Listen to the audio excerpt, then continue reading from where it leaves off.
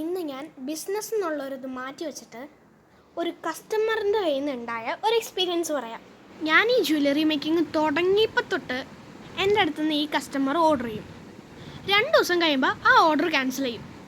അങ്ങനെ ഈ ഒരു 1.5 വർഷത്തിനിടയിൽ ഏകദേശം 3-4 ഓർഡർ പ്ലേസ് ചെയ്തിട്ടുണ്ട്, അതുപോലെ ക്യാൻസൽ ചെയ്തിട്ടുണ്ട്.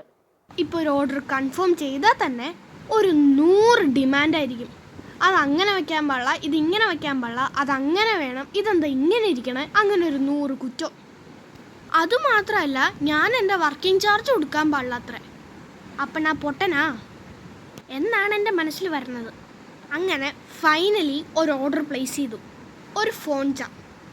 ഇതിനകത്ത് ഏതൊക്കെ ബീഡ് വേണമെന്നും ഏതൊക്കെ ചാം വേണമെന്നും എല്ലാം സെലക്ട് ചെയ്ത ആ കസ്റ്റമറാണ്.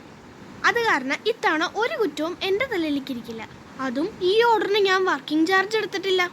ഇത്രയൊക്കെ പറഞ്ഞപ്പോൾ മനസ്സിലായില്ലേ, എൻ്റെ സ്വന്തം ചേച്ചിയാണ് ഈ കസ്റ്റമർ. ഏറ്റവും അവസാനം ഉണ്ടാക്കി കൊടുത്തപ്പോൾ പറയാണ്, അത് ഇച്ചിരി വളഞ്ഞു പോയി, നീ ആത്മാർത്ഥത ഇട്ടില്ല എന്നൊക്കെ. പിന്നെ 10 പൈസ വർക്കിംഗ് ചാർജ് വാങ്ങാണ്ട് ഉണ്ടാക്കി കൊടുക്കണത് ഞാൻ സ്വർണം കൊണ്ട് ഉണ്ടാക്കി കൊടുക്കാം. അപ്പോഴും പറയും അതവിടെ വളഞ്ഞു പോയി, ഇതിവിടെ ശരിയായില്ല എന്നൊക്കെ. അങ്ങനെ ഫൈനലി ഞാൻ ആ കയ്യിലേക്ക് കൊടുത്തപ്പോഴും ഓരോ ചില്ലറയെ എണ്ണി കറക്റ്റ് പൈസയെ തന്നുള്ളൂ. എന്നാൽ ഒരു തികച്ചൊരു 80 രൂപ തരാൻ തോന്നിയില്ല. അപ്പം നിങ്ങൾക്കും ഇതുപോലത്തെ സാധനങ്ങളുണ്ടെങ്കിൽ താഴെ കമൻറ്റ് ചെയ്യണേ. അപ്പം ഞാൻ പോയിട്ട് വരാം.